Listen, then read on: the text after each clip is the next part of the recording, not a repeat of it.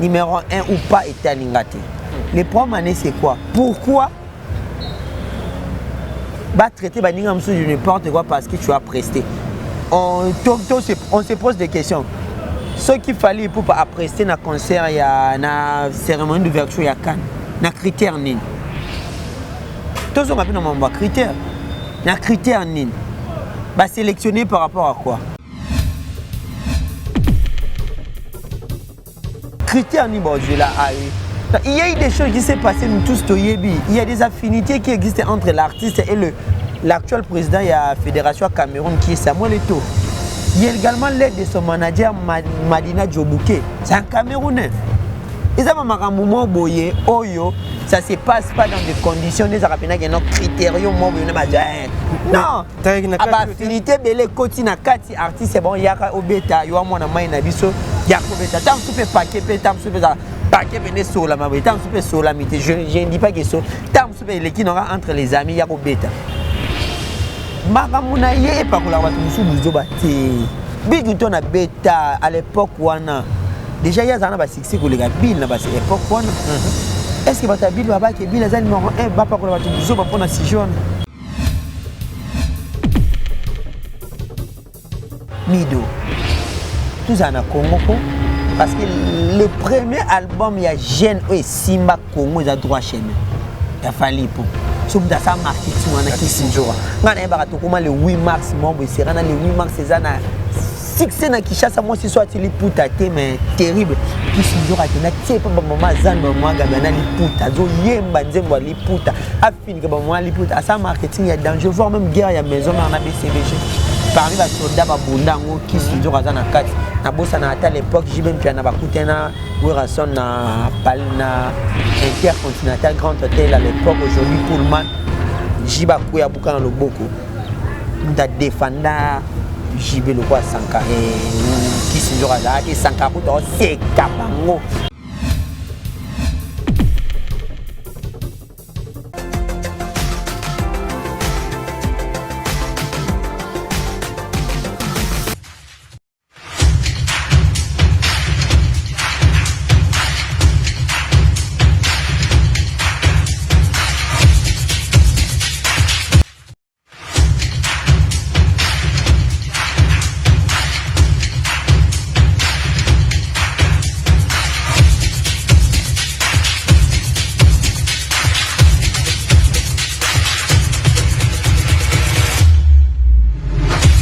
Salut fidèles internautes, chers abonnés de Emergence One Télévision. Donc bienvenue sur votre chaîne Emergence One Télévision, chaîne OAP.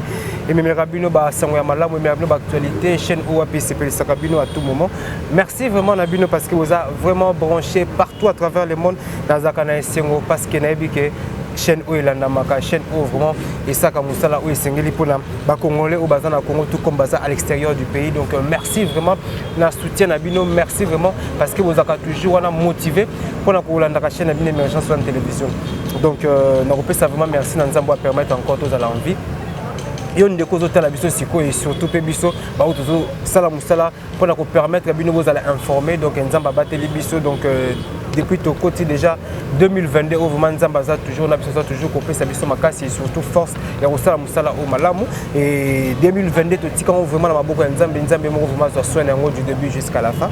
Donc merci encore na ba fidèles partenaires et surtout bandeko ba soutenir biso de près tout comme de loin. Là je le vois directement mon vieux Jacques Maïto Ferme de la Paix, Jacques Maïto Ferme de la Paix depuis la France. Donc merci grand frère pour le soutien et surtout notre conseil et ça nous apporte vraiment beaucoup et ça nous aide aussi. Merci encore à Carlos et José et surtout à Sandra Ntumba Mbabou, maman na Kiri, maman na Joyce et surtout maman na Divi, on a fait Simboté. Et merci encore à Maître Fabrice Leboko, ceinture non officiellement reconnue par la Fédération internationale de judo. Quand je parle de Maître Fabrice Leboko, je vois directement Maître Shogun Djembo en direct de l'Afrique du Sud, précisément na Pretoria. Merci pour votre soutien Nabino et surtout na base d'émergence One Télévision à niveau de Turquie. Là je vois directement Parvi Bosoulou et Mbala Googs, bon, vraiment ensemble et je ne peux jamais citer ces deux grands hommes sans oublier Et sans pour autant citer Glodia Lusonga, ma Bible, qui vraiment merci pendant la soutien parce que vous constituez base solide dans le niveau de la Turquie. Nous sommes en tout cas pour émergence sur la télévision, ça a toujours l'écolo, Yolo analyse, ça a toujours l'écolo, ainsi que M. Sapis Akende toujours de l'avant. Et sur ces plateaux, je reçois un habitué de émergence sur la télévision. Donc, c'est un enfant de la maison, donc il est vraiment Yandaku. Donc, c'est avec lui que tout ça, moi, analyse sur l'actualité, nous surtout ici les semaines hautes aux alliés. Donc c'est avec Tariq Ngango, le richissime de la presse, journaliste et Nzambé. Moko bandeko bolingaka moi mingi quoi. Moko bandeko bolingaka moi mingi, donc tous allons toujours ensemble pour que tu banoko mamsala ou ekeni boso. Mais on sait vraiment na capa déjà à fond là vraiment caméra na pour que tu sois là encore une fois avec Tariq Ngango, le richissime journaliste et Nzambé. Bonjour et bonne année Tariq. Bonjour, monsieur Sapis Arnaud Mido, merci. Bonne année à toi également. Bonjour également à tous les abonnés de Émergence One Télévision, durant l'année 2021.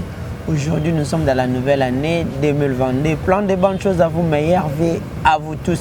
Bisika Bozali Nzambe Aza Nabino Apambola. Continuez toujours de persévérer, Babi Lobby et collègues Lelo Nzambe Abatela. Sans plus tarder, j'ai dit un grand merci à Berti Souvé Papa Zara depuis Istanbul, mon ami. Plein de bonnes choses à toi, Babi. Bonne année, Nayo, meilleur vœu, Nayo.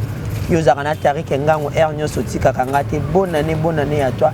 Également à mon vieux grande puissance, Dadi Yakuza, Balobi, Messi 60. Hein? Dadi Yakuza. Plein de bonnes choses à toi. À mon vieux Yuka Bouikou, Bambote Nabino, Bambote Nabatu. Tout Bolingara Tariq Ngango, Bolingara Émergence One Télévision.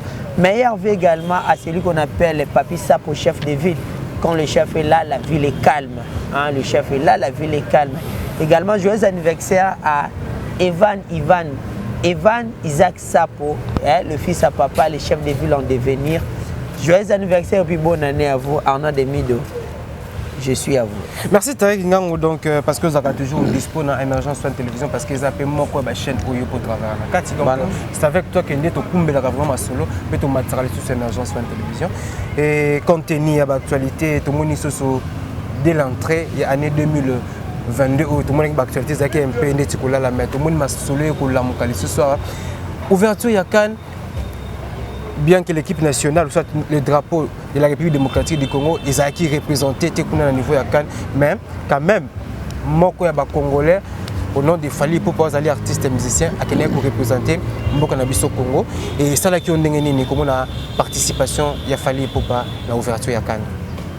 Bon, premièrement, en tant que Congolais, en tant que fils du pays, moi, Namboka, tellement que nous sommes les amis de la culture, nous sommes les généraux qui défendent bien cette culture. J'étais toujours fier de CP là qui, moi, Namboka, a représenté Congo sur la scène continentale et ça là qui bien. Mais il y a également plein de choses, plein de questions où nous nous sommes posés. La question qui est belle, il y a prestations, certains artistes ont été traités de tous les noms. Parce que moi, Namboka, moi, qui concert nous nous sommes posé des questions. Pourquoi vous allez traiter certains artistes de tous les noms Fingi Bango, parce qu'un artiste est allé représenter le Congo de l'autre côté à fête africaine où ils appellent le football qui est le sport roi. Si tu as une bonne mémoire, la Coupe d'Afrique est notamment à Gabon, en Guinée équatoriale. Il y a eu moi Namboka également à la personne de Bill Clinton à Beta Concert. La cérémonie d'ouverture également. Mais à cette époque-là, Bill Clinton et tout son staff, les fans de Bill Clinton, très tard, Congolais, un concert, on a de tous les notes. Est-ce que l'Obama capé, monsieur, c'est parce que juste prestation à 3 minutes, tout le monde analyse ça, mais monsieur Salami a n'engé que numéro 1, Moutakene représenter la République démocratique du Congo. Mais vous voyez, Kazara numéro 1 Non, je ne suis pas dans ces débats-là. Dans un débat, il y a analyse culturelle, tout faire comprendre le bateau. Makamo, ils ont la radio, ils ont la TV, Internet. Numéro 1 ou pas est à l'ingati. Les problèmes, c'est quoi? Pourquoi traiter de n'importe quoi parce que tu as presté? On se pose des questions. Ce qu'il fallait pour prester un concert, il y a une cérémonie d'ouverture, il y a un critère. Tous on a un critère. Il y a un critère. Bah sélectionné par rapport à quoi? Est-ce que ça va connaître un critère? Tu sais que nous avons artiste mort actuellement il y a des mutazana. Tu sais un critère actuellement il y a des mutazana. Album ne betali souti Richa Finango et betali souti actuellement. Oui, d'après l'information de ça qu'il fallait pour actuellement en Afrique as meilleur artiste francophone. Il y a est-ce que la compétition nous obéit à mes africains francophones ou africains en général? Non, les africains en général. Ici Koyomido, na Cameroun ba ba deux langues, le français puis l'anglais. So anglophone peut pas bien artiste na bangaya. Compétition il y a Afrique en général. Les Afrique francophone critères ni là. Il y a eu des choses qui s'est passées nous tous toyebi. Il y a des affinités qui existent entre l'artiste et l'actuel président de la Fédération Cameroun qui est Samuel Eto'o. Il y a également l'aide de son manager Madina Djobouké. C'est un Camerounais. Ils ont un moment boyé, oyo, ça se passe pas dans des conditions des arabes qui ont critères non. Affinité belé koti na kati artiste bon yaka obeta yo mona mai na biso yakobeta tam super paquet tam super paquet pene sola ma tam super sola mité je ne dis pas que ça tam super les qui n'aura entre les amis yakobeta mais t'es non tout qui n'est pas toujours pas Samuel Eto'o comme le président de la Fédération camerounaise de football. Aïbani Karana Falite, Aïbani Pina Kofi, Aïbani Pina musicien congolais Moussoussou. Mais pourquoi c'est mal le choix porté sur Fali Poupa? Ils ont pour le Magambuga et Gabon. Série va bien Fabregas qui veut un concert et pas milliardaire moi africain quelque part. Hein? Ba contacter Nana Benga Samuel Eto'o. Et a Benga Fabregas. Selon les informations, tu vas contacter Samuel Eto'o. Samuel Eto'o a contacté l'artiste à Mboka, mais Samuel Eto'o pas un artiste est belé. Tout comme on a contacté Kofi, a contacté Ferré, a contacté Jibe, a contacté Wera, Fabregas. Tout ce qu'on est sur le big concert a contacté Samuel Eto'o. Samuel Eto'o a contacté Fali a PC Fabregas. On va parler bima pour na bongo. Mais ce qui est aux alentours, c'est que quelque part peut falloir n'importe peser parce que comment marché y Bazan a besoin d'artistes moi qui ou va passer par artiste yemoko mais bandima passer par Fali pour va passer par Fali toi tu comprends pas pourquoi avant va passer par Samuel Eto'o. Samuel Eto'o a passé par Fali. Il y en a lobby. Nazo une question non le baki que artiste basé belé Samuel Eto'o a ami un artiste et belé à Mboka oyo tout comme en Robin a fait Kofi Olomide a bengi faire rigola abe ya on na lobby série wana pe Samuel Eto'o Robin a fait faire rigola va passer ba contact il y a Fabregas Robin a fait Kofi Olomide va passer contact Fabregas tout comme Wera son esca Fabregas a Outa mais à ça la ngota que salon est pas artiste à Mboka. C'est ça que je dis qu'il y a eu des affinités où ils sont très proches. Autant que nous décrire à Wate, autant que nous méconnaissable. C'est que moi, c'est une fierté à la République démocratique du Congo. Mais si ma fierté, je ne pas que l'artiste est sous poto. Parce que Kofi Olomide qui était artiste à l'équipe Kofi Olomide. Vous avez évoqué le sujet des critériums et il y a aussi l'affinité. Et si l'affinité, c'est qui te n'a pas, c'est qu'il y a un critérium vraiment artiste se retrouver place sur la terre. Non, même pas. Il n'allait pas se retrouver. Je suis sûr. Il n'allait pas se retrouver. Parce que sur notre temps, les artistes africains ont eu succès grave durant l'année 2021. Si tu as sur un critère à 10, à Rose, un critère à 10, moi, dans les premiers, est-ce qu'il faut pas dans les premiers? Mais makambo nous avons vraiment clair te batu so bengo ki mutema mabe bozolinga Mido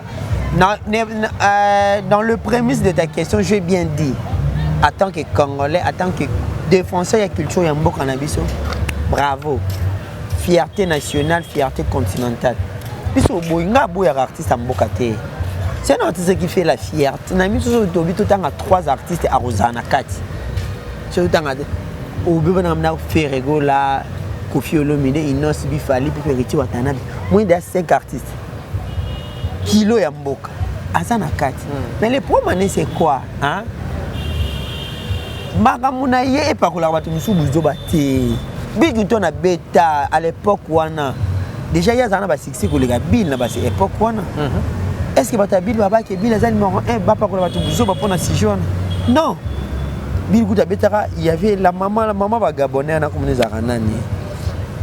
Angélique Kidjo, Bill Kinto ba beta comme ça dit que non. Sama ouais. En parlant de Bill Clinton, de comment soulever pour moi que Bill le babenga kay kuna babenga Bill bakene ba enregistrer des chansons pour na Cannes. Mais yé babenge ba enregistrer chanson te aya beti banzembo ya bolingo esika mamba bali zo betama. Na ebité mutema ya bato ko matina niveau na ebité soki yo en fait, les gars qui a dit que Bill va bien enregistrer Kinze. Enregistrer va qui ça les sous c'est ça, il y a besoin d'un critérium de Angoana. Hein? Donc on sélectionne d'abord les gens, on va dire non bon ça là une chanson pour la Cannes. Après va que prester na jour comme il fallait m'envoyer nécessairement. De m'en faire ça va enregistrer dans nos chansons sur la Cannes. Quand on voit même avant mondial même Shakira va ça en 2010. C'est ça. Shakira, ça non nzembo ya Coupe du Monde après elle est allée chanter. C'est ça ne c'est pas ça. Mais quand artiste abeti banzembo ya yemo. Abeti banzembo ya yemo na Cannes. Il y a des exemples précédents et belé. D'après cet exemple il y a Mali 2002. Il y a des artistes africains qui s'engagent autour d'une même chanson pour la gloire du football africain. Par Yémi Mali 2002 entre autres Papa Bazaï na Kati. Le jour où il y a cérémonie d'ouverture, c'est ça que ça se passe. Les Camerounais vu que la compétition Oyo et l'équipe il fallait la compétition ils allaient organiser en 2019 et Simbaté par rapport à remplir les critères organisation en 2022 tant que organisation l'équipe on a mutu ba bossa na maramwana ezaka bongo vous enregistrez d'abord la chanson la chanson officielle la Cannes pour la toute première fois. Non, exact. C'est les Camerounais et puis. Ils sont chargés. Les qui ont comme la mboke, ils ont la soin. Au tchaba couleur rouge blanc de tout le monde en Afrique. Bastade Bonga, Mamou Belé, avec un président qui est âgé, Mamou Belé, Zolé qui est là, Moutou, avec la fédération, Bango Fekafout, des autres. Samuel Eto'o prend la tête de la fédération à la dernière minute. À un mois de la compétition, imaginez ce qu'on va charger surtout. C'est tout à fait que temps va passer à côté à Marambouya. Organisation sur le plan culturel. Moi je suivais la cérémonie d'ouverture en direct. Les gars qui donnaient le programme, il y aura la parade culturelle africaine. Plus de 140 quelques cérémonies. Mais tout le monde a qu'un côté. Le loba wario basé à Kosepela parce que Fally Ipupa a représenté la République démocratique du Congo au niveau de l'ouverture de Cannes. Babi que loko wana esali mana artiste surtout artiste nyo surtout faut ça nene faut ça un grand artiste pour comme na niveau na. Mais les Bill sala kango ba traiter Bill de grands artistes to ezalaka ka ye babeti ngo kara kasi babeti ngo ka ye abetsana ka bablo mo abongo babeti ngo kara. Mais aujourd'hui comme il y a bango babi il faut être un grand artiste. Moi je dis. Mais c'est ce qui fait aussi la force de l'artiste. C'est tant que ça dans marketeur, marketeur, dans l'équipe. Marketing à ma bé. Bozo nu, bozo boy à baninga pour on dit ma bino. Et tant que c'est Bill Bakbolo Belong bazar raté. Mido. Nous on est des journalistes culturels. Photo le Belamagnon surtout. Hein? À l'époque bateau le Belar artiste on a les à l'époque bazar ba journaliste. Ça semble. Ah ouais? Oui, des poids, des mesures. On doit se souder, on doit se serrer les coudes. C'est les Congos qui gagnent. Aujourd'hui, on est fiers de Fally parce que c'est une fierté à Mboka. Fierté à Mboka. Vous comprenez? Fally Ipupa, c'est quelqu'un qui amène le drapeau congolais à un niveau. Ah, c'est bon. Ah, tu viens du pays de Fally Ipupa. Tu viens du pays de Ferrego, de Kofi Olomide, de Weraso de Jimé. C'est bien bon. Mais. Prouesse a Fally na ba mamba Fally et fina baninga mususuté yongo to boaka to baka yo lingo za les premiers ba numéro 2 bazate comment alors quoi ça premier fois numéro 2 bazana donc c'est bon dit ba mino qui premier on yé pour ba misu batika non na pas cet exemple au lingo za premier ba numéro 2 bazate point parce que yé moi ima ata les chèques à na 3 bulletins ça dit pour ba les premiers pour les chèques azala. Allez-y comprendre. Donc, ba warrior, ba ndeko na biso ba kumisaka l'artiste Mboka, baza la tolérant, batika ko tia baninga msu mal à l'aise. Na moni ba zuku ba photo, ba publier na photo Jean-Marie Kassamba na fait rigole ba fani na plateau. Mais na écran ba tia photo ya Fally ya prestation ya Cannes. Tel niveau ba ki monter élément. Nous surtout pour ba sani. Ba diminuer ka faire. Ba diminuer ka artiste soit sa fierté ya Mboka. Ils ont qui maman batika bongo. Ce sont des artistes qui amène le drapeau à Congo au-delà de la frontière et ça va bien. Aujourd'hui, tant que mon ami Théodore Obiangema, à l'occasion de son anniversaire à moi Sinaï, Azana Bartiste est allé belé dans Mboka naïe. Mais à Bengi Bangot a Bengi les Congolais, à Bengi Wera, à Bengi Ferry. Mais on doit se poser des questions. Il faut se poser des questions parce que le bilan au moins est très intéressant. Mais quand on a même quand nous avons remarqué que l'artiste camerounais peut réclamer que comment expliquer que mon artiste est aux élèves, mais vous artiste en bas comme ça, que prester l'ouverture ya Cannes. Quelque part au moins peut-être grandeur peut à peser les sous. Voilà, une très bonne question. Question non qui on a deux volets. Le premier volet, c'est ce que je dis ici, l'artiste fait la fierté du pays. À ça la fierté à Mboka. Tokoki ko boya ngote. Ton on va Kevin Yelaïla Warrior azia ko sepe la barabi ngamfula. Bango tu baza d'accord. L'artiste a sa fierté à Mboka. On ne disconvient pas. L'artiste va sali makelele par rapport à moi par rapport il y a niveau na bango niveau ya Fali, il y a une différence. Fali aza au-delà au-dessus na bango. Boyé. Wana grandeur à Mboka ils ont pesé et puis grandeur artiste. C'est quelque chose au ça moi le tout va trouver qui bon par rapport à la hauteur il y a événement na combo et artiste ça va aller et qui n'est des pères peut-être va voir artiste ya Cameroun ba yebana été mais na Cameroun il y a également des artistes au combo na bango na hauteur événement et nga qui n'est des pères entre autres ba Yemi Alade baza nga qui n'est à hauteur on comprend il y a des artistes belé baza na hauteur il y a événement sur d'autres volets. Les artistes également, ils ont raison aussi. Pourquoi? C'est-à-dire quoi? Respecter les critérium. C'est-à-dire et ça entre les amis à Yoama Sananga Yakobeta. Il faut pas silika. Yobeta par rapport au beta mutuna cérémonie munene ya mboka parce que ça master na yo. En plus le président, il y a fédération. Le président ouais. Ah Yakobeta aux master entre nous les amis. Yango et loko ba silikeli parce que entre ba master. On va comprendre. Et qui est entre les amis. Ceux qui sont entre les amis, qui ne sont pas normalité, respecter la procédure, quel est le tout que nous avons. Merci Tariq Ngango donc Azaki vraiment clair dans l'explication Azaki clair vraiment parce que Tariq Ngango hier ça analyse moko vraiment pertinente et puis analyse nezaka toujours malamu donc beau tenir dire ma cité. Restez toujours branché sur Émergence One Télévision donc je profite encore pour dire meilleurs vœux, ou ça te souhaitait meilleurs vœux, présenter mes vœux le meilleur à mon vieux Mopache Kimba direct de la France et l'appelle encore mais c'est Bill Mobuka depuis les États-Unis quand je parle des États-Unis je vois directement Hervé Lupana de autorité morale na maman Aminata Kiazola et sans oublier Bruno BM Sergio Ramos Mutema Batuya Hilde Mutema Batuya madame Hilde donc ma jeune mariée donc félicitations à vous donc on est toujours ensemble et Gilles Tamba le véritable rivandé Mutata Mituka solo tout à l'heure à Tozana donc viens ma mère veut non parce que bon les autres continuent toujours oui Tariq Ngango richissime journaliste en Zambie na c'est pas ami qu'on a dans plateau au morning tout son nom dossier Sankara ba que Sankara ti le mamune comme boza pona bino bagolwa nanene bagolwa bo s'en charger na makambo Sankara ba période autour le avant to clôture année 2021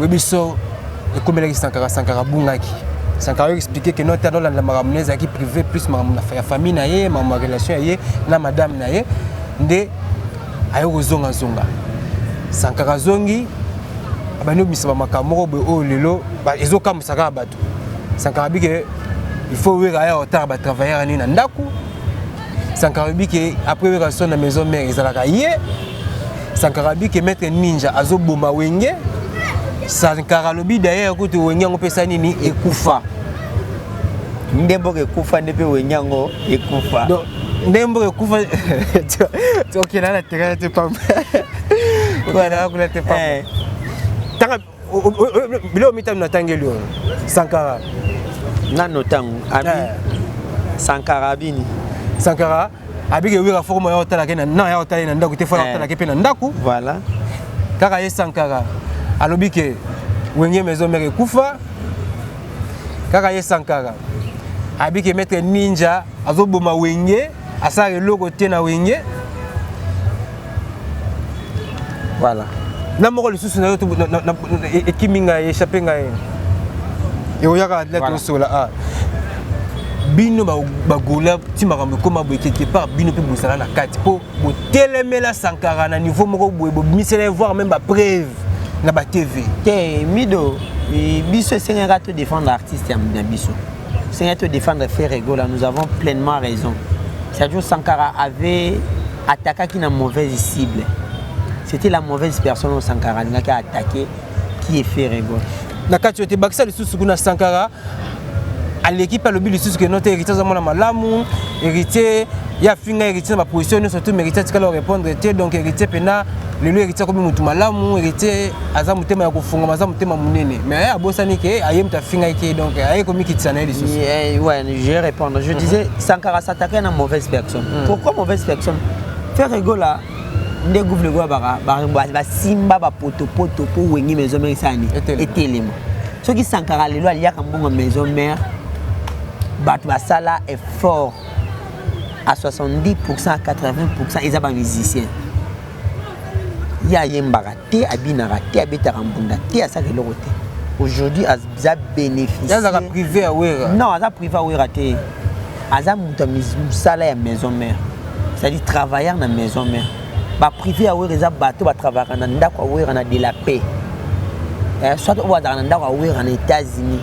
On est privé à Ouera donc ma musique itali bangote Sankara yaka na makombo Ouera ya musique donc Ouera Sankara travailleur ya maison mère c'est-à-dire Sankara bina rata ayemba rata aza ni bafle c'est-à-dire bateau ba salaka ke maison mère téléma entre autres ba Ferregola baza so toi tu viens attaquer à Ferregola parce que tu as des affinités na artiste Mboka.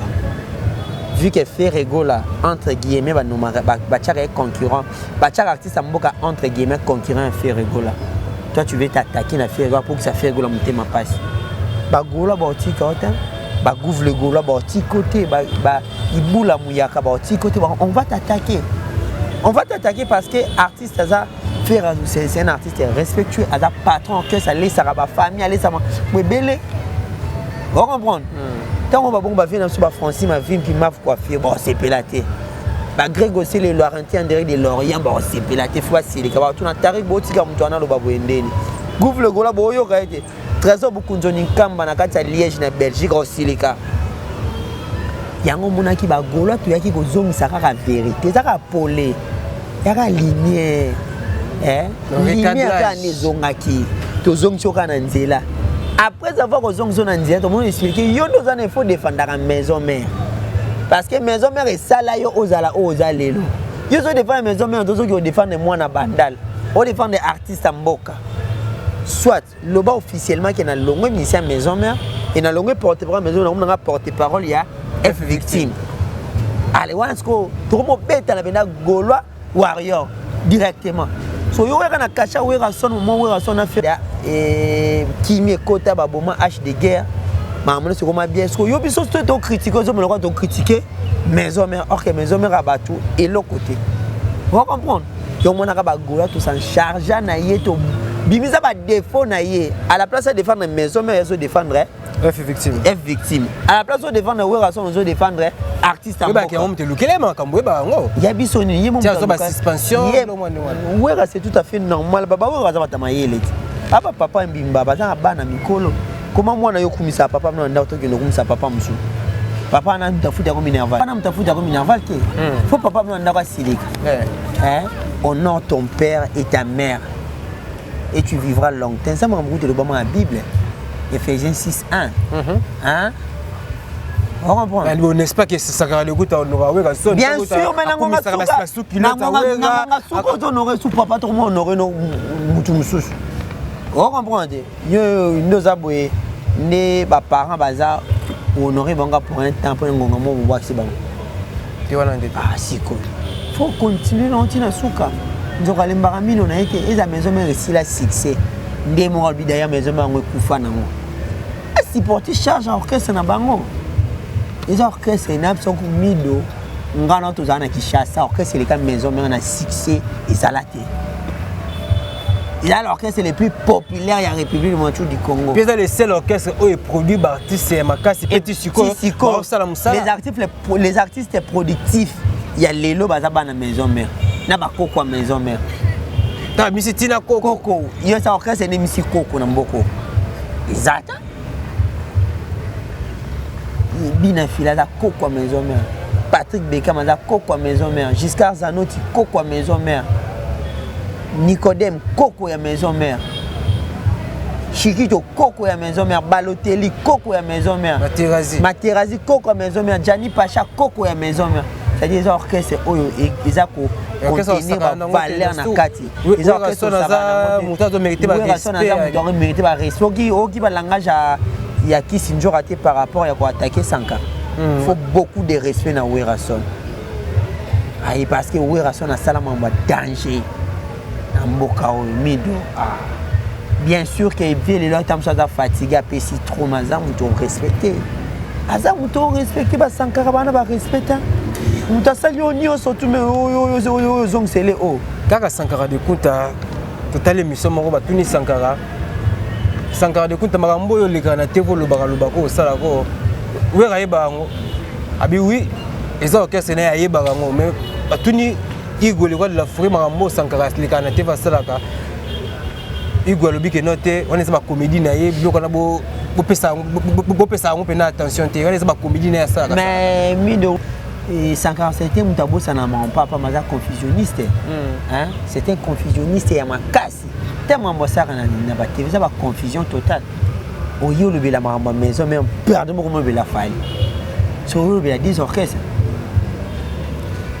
Kofinga ba collègue au bout de mon musala sika moko ba porte-parole pe lokola yo kofinga voir même na ba administrateur ya mouvement oyo yo kumisaka je sais pas c'est une nouvelle habitude oyo na ma musique to eza déjà nouvelle habitude té comportement na mutalanda ngazate ka sanka mutazala na ngo ou chef rigola ba mise ba longwa a tala ebele ba finga ba bazalata. À moins que ceux qui s'attaquent dans l'orchestre, l'orchestre il faut des mesures de rétorsion. Mais en dehors de ça, l'orchestre ça le loté. On va comprendre. Mais Sankara d'écoute, nani Sankara finga na maison mère té. Nani Sankara finga na maison mère té. Lelo fait rigola comme proie ya batu misusu ko rolo ba té pour nanan. Sankara mtape ça accès wana. Hein? Sankara finga héritier na ba terme tout autre rôle baté lelo nora ki na ba premier sa question no ba ki no héritier mona malamu héritier za muté ayana lichette na ayana plateau na télévision ba j'ai même ma mère coupé sur album retiré de Simbi ba katé loboko retiré de Kinda bien aujourd'hui mi ange mi des moyens n'en parlons pas ayana album na ba machette na bandal na matika songo vient na biso. Là, le héritier a hérité le beaucoup. Parce que Moutabongo, tu viens louer héritier parce que héritier album, ils va flatter. On va restation totale à les corbeaux les renards. Corbeaux les renards, pas boire les fromages. Non, ils n'ont pas bloqué pour tolérer. Oui, en conclusion, on va conclure pour le dossier à Sankara de côté, surtout le comportement et surtout la sortie médiatique il y a dernier temps. C'est-à-dire déjà, afin qu'il n'aille à combien qui m'a entendu que sous comment on a été estimé. On va continuer à voir. À Zonga, un cavale et ça là est bien. La place a créé une polémique et ça, ils ont bien été pour voir. Tant qu'on va maison mais on veut des coups on va faire la maison mais on va aussi les quatre. Hein? Parce que nous avons grâce à ça faire la maison ou au patron au talon dans côté. Yo mon abi, yo mon abi neti ba travailleur tout on a tracé mon abeli déjà on a travaillé au talon dans. À 5 ma minene comme la vie ma moni assistant maman minene na ngwa abenga ki ba collègue ne ya maison mais assuré na bureau maison mais yemo azolo ba ke ba mamsusu zaki privé fa traitant yemo. D'ailleurs pour moi interview nani Trésor Lumière accorda qui attends que Trésor Lumière moi na maison mère pour protéger Sankara fala 4 éléments sous na montage les caté. Donc c'est quelque part ba exposer Trésor Lumière exposé Sankara oui Mido et pas faire un système tu comprendre faire un système bazana bango bata il y a Badaming Warrior, c'est tout à fait normal de exposer pour ceux maison mère et Sandy va récupérer dans gamme na bango. Mais trésor lumière fa été en 60 ans à 4 éléments sur la montage, je vais exposer Mobimba. Yo ba wenga ngwe kufa nango. Ou bien après où raison c'est yo. Ah, mais quand même, il y a un langage comme disait la mode. Entreprise on peut kufa nango. Équipe on peut kufa nango. Tu qui fait sous orchestre et kufa nango. Qui pas de sous église on kufa nango. Après raison les gars yo. Et Sankarati l'autre tout poste n'est que la maison mais a porte-parole. Porte-parole ça vice d'orchestre c'était. Ils ont ni chef d'orchestre.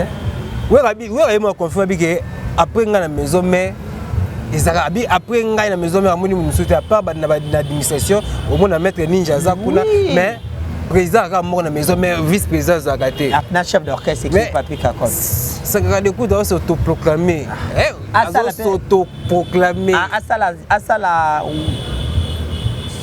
orchestre né wenge musique maison mère El Sankara wana bimi président problème mais pour te conclure ce sujet mais quelque part ils appellent que bango mon père ba maison mais pemba comme si Sankara ngo boye bon c'est les orchestre na bango ba pesa ke ba valeur no surtout ba linga ki aujourd'hui ba lukeli bango ya biso. Merci Taï Ngango donc on a pu s'attendre na ba vie na nga yo ba soutenir biso ça. Non, pas de problème donc un grand merci à celui qu'on appelle Junique Mbale. Papa na Ibertina, plein de bonnes choses à toi mon vieux boulot yango to continuer kara. Et puis à champion Chike Pelenga, plein de bonnes choses à vous. À mon vieux Medio Biboala, Medio Biboala Bambote Nayo, ya Jo Biboala Bambote également à toi. Il y a Alain Kembe, la garçon de disques qui va eu Makambuka la Mingité, Mokile Gang, plein de bonnes choses à vous. Également à celui que j'appelle Jéritan, c'est l'architecte le plus doué de sa génération, le plus compétent. Arontan, c'est Mobutu. Kefner, Mouchipa, Wabangelou, Nibasanto. Avec plein de bonnes choses à vous également. À l'ingénieur Dride Kibebe, ingénieur Dride Kibebe, ingénieur Yeleshu Nabalobi, et Simbe et Sarel. Est-ce que vous avez besoin de quoi qui a bien contacté et Simbe et Sarel? Pendant que ingénieur Dride Kibebe, ingénieur Yeleshu na contacté ka Tariq Ngango ngana mais pas ingénieur nesso niveau ba c'est le plan ba tonganda ko rien à dur. Un grand merci na batunyo surtout bolinga Tariq Ngango. Bambote vraiment na bino. Oui, ça va. Merci Tariq Ngango. Vraiment tozali kokoma vraiment presque à la fin de notre émission.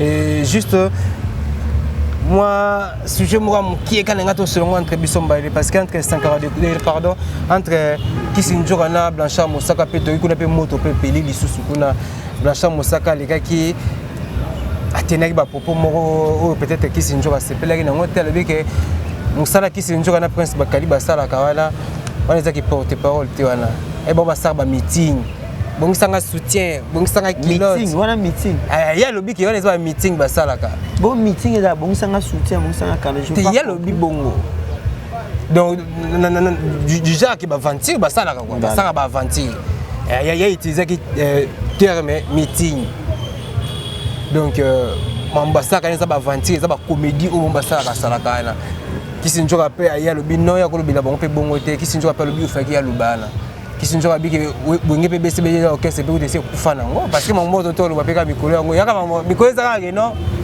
ba bilo rezo kufa ka kota be na za raison wenge BCB kufa na yo peut confirmer ngo bon mi ba wenge mis album te baza na studio kalatea bande de match baza na studio lelo ba mi se ba longe wenge poani ba misi balonga janta misi nazali ba sona ba misi ba mula lazali yo yokelo no ebisa yo master na ngai biso ba journaliste soki to bercer ba orchestre musique ya Congo esani et kufa photo ça bango la vérité en face 10 ans album et bimaraté tu sais combien de cris à janta misi jiba BBC et ben tamara na concert après lali hey inde toko simbana biloko tal à cause atana ina faire ba il y a pas dizaine ba ngobila avant d'attendre ba ina ba dizaine ba cri ko simba pas Afrique ningi si c'est un album et bimate moi ko bo ma carrière puis animateur c'est pas moi pour moi pas lingba bo ma carrière na ako beta pe on a lobby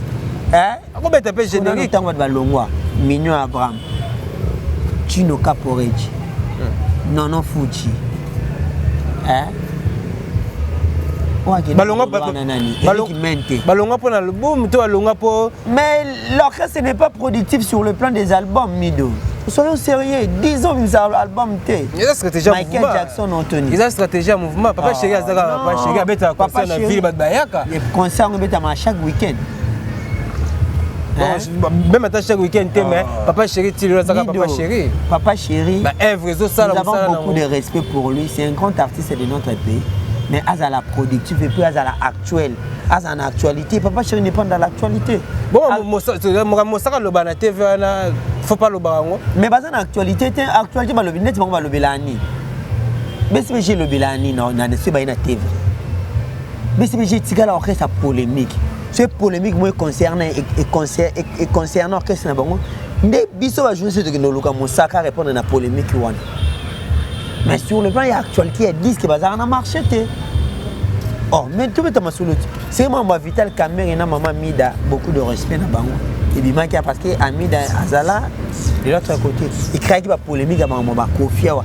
Tout nous luka Moussaka pour ani. Pour éclaircir bien après sa vie parce que BCB jusqu'à l'orchestre sa polémique. Maison mère goût bol maison mère Koufa compter ba album maison mère et Binix combien? Formidable 7 jours de la semaine flèche ingeta talango belé wera sonna Koffi Olomide. Donc s'il faut compter s'adapter dans contexte. Non, s'il faut compter 10 orchestres qui sont actifs actuellement dans Congo, tant que sérieux non tant que analyste analyste socio-culturel ba o wa mona ma beba mona non tant BCBG BCBG azati ata 20 pas azati te na 20 a kozala mais na 10 a kozala te parce que ba bimisa album te to tcha on a critère en ennemi hein c'est de toi no tcha fait rigola les na décennie o a bimisa so des albums à kitoko a bimisa ba single et belé Fally Ipupa amisi album à kitoko amisi ba single Koffi Olomide ndenge moko Jibe Werason ndenge moko Fabregas ndenge moko Héritier ndenge moko Robino Mundibu ndenge moko Bina Filé voir même Patrick Beckham toye baza ebele voir même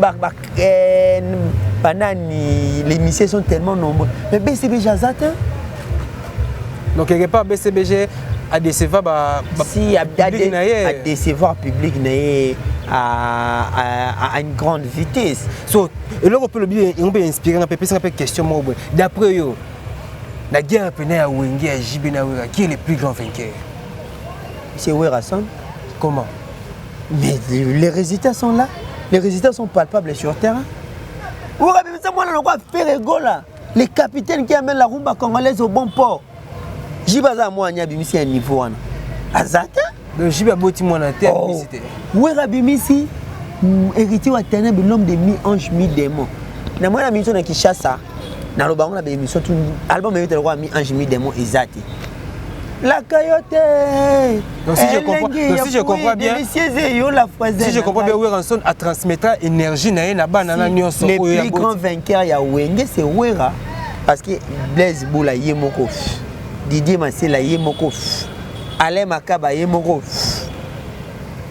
donc pendant muto pendant tikali pendant na flambeau na Wenge c'est Wera donc sans Wera Wenge to sanyango o lelo tsoto beta li solo ya grand maître Lombo Makiadi il tana ba bato ba no représenter grand maître Lombo Makiadi le quoi ba système papa Tumba on va mener non ba de défendre à grand maître so lelo na terrain na défendre idéologie à JB Mpiana le but le beza tellement important et on l'appelle monsieur yo bientôt vendre la monnaie c'est bango to za ko encourager bango moi na minute bato tout ba comprendre na lobby bazonga giga baza ba musicien baza ba politicien te musa ba ko bimisa album et que ba blanchard on saka le kabu a repèse ba raison o 10 ans album zo matin raison ni repèse biso ya valable JB Mpiana c'est l'artiste qui a été combattu na mboka obiso tout oyebi ba pimele ba visa pendant une affaire à 5 ans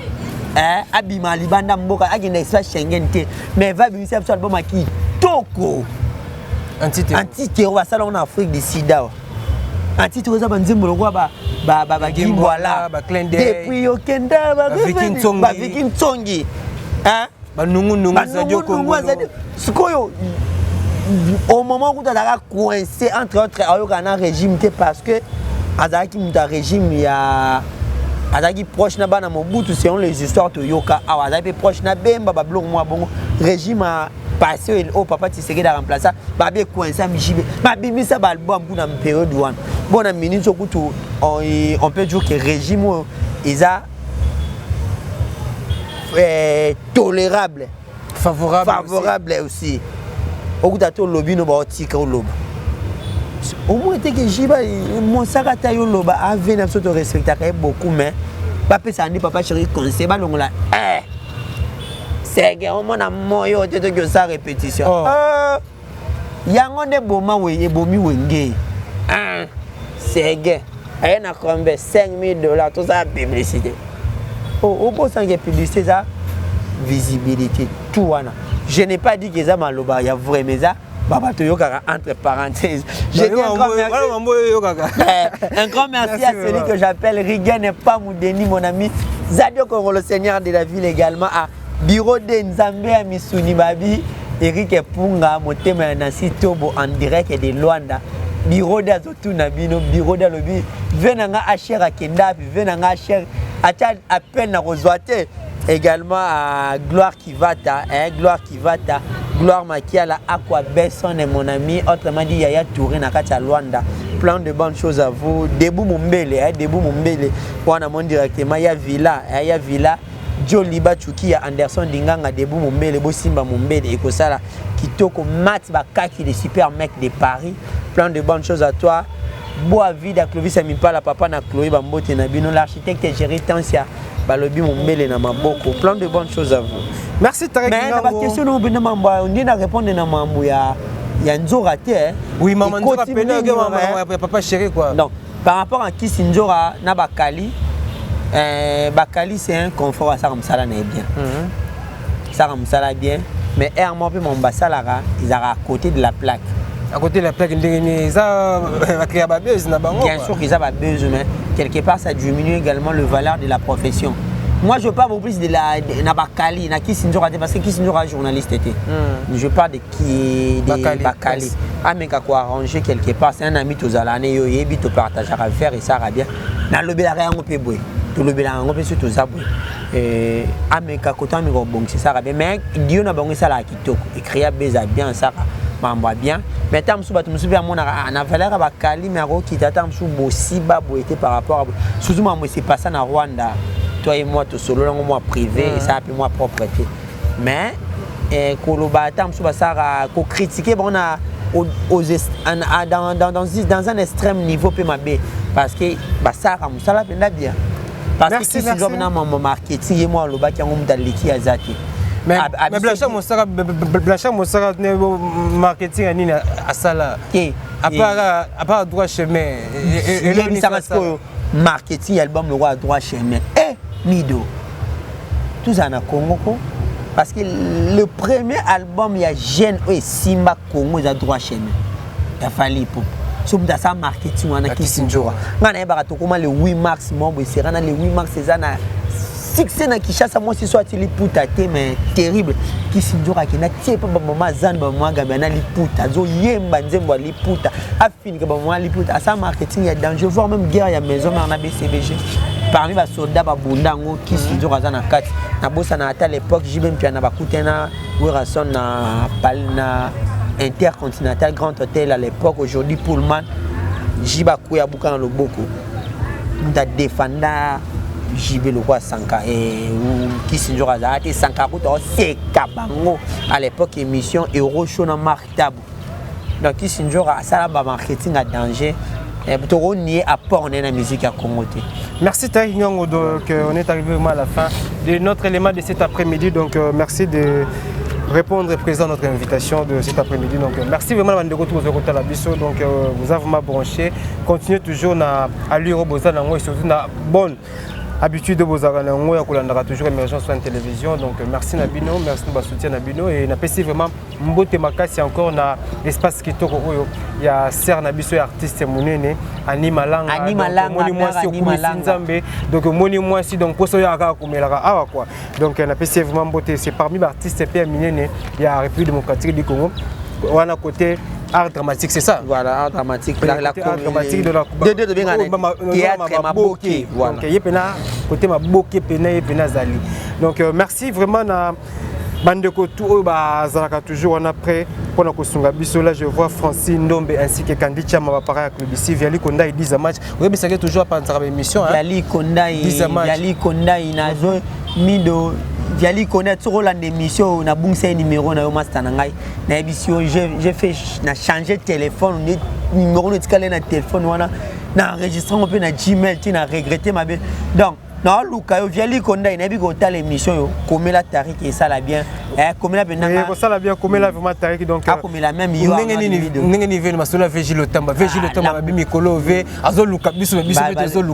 Les revendeurs, l'ambassadeur, les 7 et l'unique au Congo, tu as mis tout cas danger. Gilles Tamba, mon vieux, je confirme Yozala qui au mais tu as mon question, les invités. Tu as mon abamaka, beaucoup de fois la main, mingi te mis de. Te mengalinga sur ta c'est l'eau na yefuna lubalangai. Voilà. Na lubalangai en donc. Batakia to bazar. Te obemba suka batakia to bazar. Na émission précédente na lobela ga na lobelango les sous. Gilles Tamba vraiment merci à toi donc. Musala kitoko mamwa danger, soza bezo so mamutuka.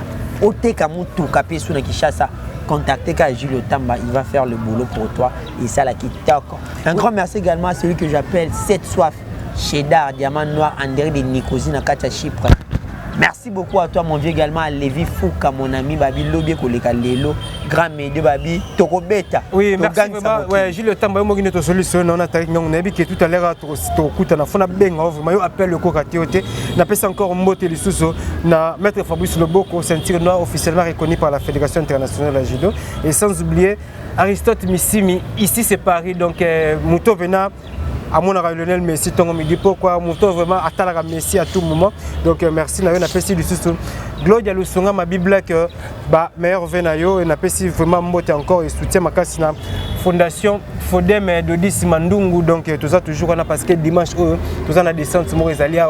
Donc beaucoup de gens commune à Kalam, toujours on a peur d'accompagner Bisso. Donc Bana Kalam, Bozala vraiment motivé na initiative oya malam de 10 Mandungu eli biso for them donc tous ala toujours wana pona ko conscientiser jeunesse ya commune ya Kalamu pona ko lakisa mwana Kalamu valeur o azali na yango et puis valeur o commune ya Kalamu ezana yango donc bat o baza censé ko bongisa commune ya Kalamu ko la biso moko babita Kalamu ezate oui le bourgmestre là azana na pouvoir azana plein pouvoir wana ya ko sala misala ya ko bongisa mais bourgmestre akubana kozalaka à tout moment te pona koya ko bongisa teka se liboso koya te ko bongisa liboso ndako na yo akoya te abongisa balabala na yo donc tous ala toujours un esprit moko ensemble to bongisa commune na biso ezali commune à Kalamu et surtout quartier na biso ezali yolo talaka yolo ndengeza na ko beba na ngo mais équipe ba commune ebele tikara neza wana ndeka to zabwe yolo c'est Dallas ndeka to lelaka bo yolo bebi mais so comparé na commune o wana na obo otanga kombo to na quartier na mususu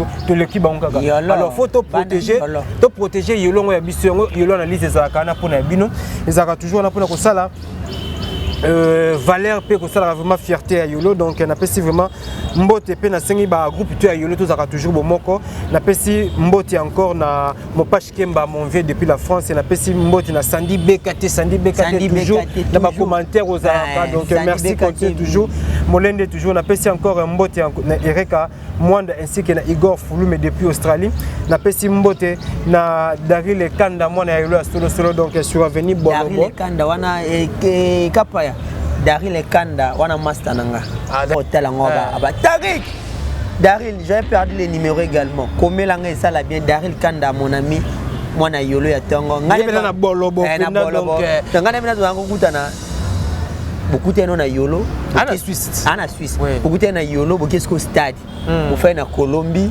business so ba imanye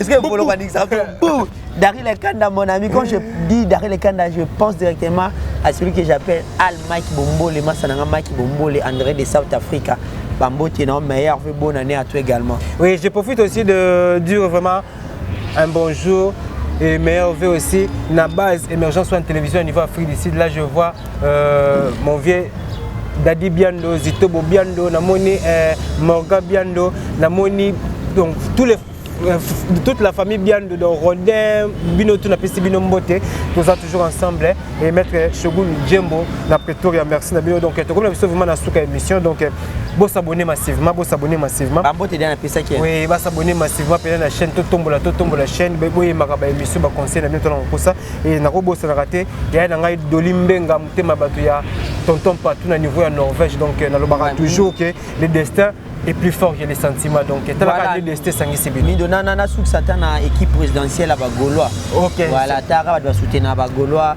Un grand merci à toute l'équipe présidentielle qui soutient les Gaulois, à Maman Fanta Fofana, Maman présidente, à Bibi Cher Oumoso en direct des États-Unis, Motema Cédric et Makela, à Mamadi Wembo Béton, à Toussaint Boumbali Soy, également à Emmanuel Kalonji, les coachs, Babi Bambote Noé également. Maman Lanita la gabonaise. Maman Lanita, moi silence, c'est trop Maman Lanita. Ma jolie couette également, Sandy Bekate, Nelly Tambo, Emmanuel Kalonji, donc Béatrice Moutombo plutôt, Jenske Djeng à London, FG Soutien Monde, Guy Denise, Jean-Paul Bindandere de Norvège, Shérif Kachiko, Maman Jeanne Ndo qui va monter dans l'union surtout, journaliste et pénion sur Bambote, on est ensemble. Merci vraiment, on se retrouve très prochainement, à suivre.